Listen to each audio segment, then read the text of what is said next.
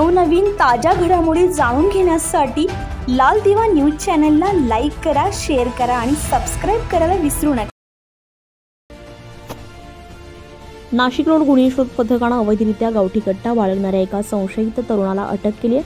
साहिल अबिद शेख असं या तरुणाचं नाव असून त्याच्याकडून एक देशी बनावटीचा पिस्तल, कट्टा, मॅगझिन आणि एक जिवंत काडतूस असा 26,000 रुपये किमतीचा मुद्देमाल जप्त करण्यात आला आहे।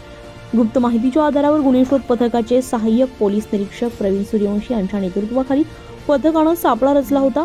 सिटीलिंक बस डेपो समोरील रोडवर संशयास्पद हालचाली करताना साहिल अबिद शेख दिसून आलाय।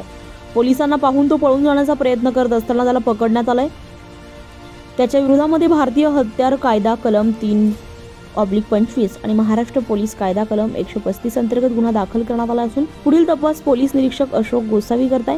ही कारवाई पोलीस आयुक्त संदीप कर्णिक, पोलीस उपायुक्त मोनिका राऊत, सहाय्यक पोलीस आयुक्त सचिन बारी यांच्या मार्गदर्शनाखाली नाशिक रोड पोलीस ठाण्याचे वरिष्ठ पोलीस निरीक्षक अशोक गिरी, पोलीस निरीक्षक बडेसाहेब नाईकवाडे, पोलीस निरीक्षक श्रीमती तृप्ती सोनवणे, सहाय्यक पोलीस निरीक्षक प्रवीण सूर्यवंशी, पोलीस उपनिरीक्षक बीडकर तसेच गुन्हे शोध पथकातील विष्णू गोसावी, विजय टेमकर, सागर अडणे, दत्तात्रय वाजे, गोकुळ कासार, रोहित शिंदे, योगेश रानडे, नाना पानसरे, कल्पेश जाधव, केतन कोकाटे, अजय देशमुख, भाऊसाहेब नागरे, संतोष पिंगळे यांनी केली आहे।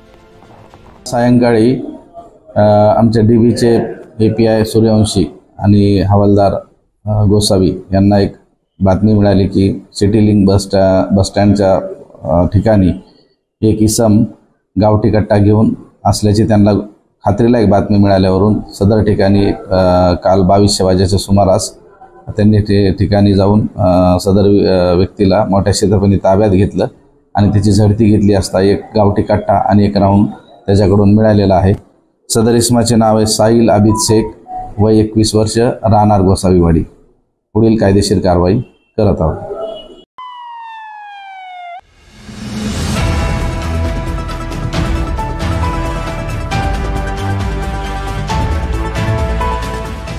नवनवीन ताज्या घडामोडी जाणून घेण्यासाठी लाल दिवा न्यूज चॅनलला लाईक करा, शेअर करा आणि सबस्क्राइब करायला विसरू नका।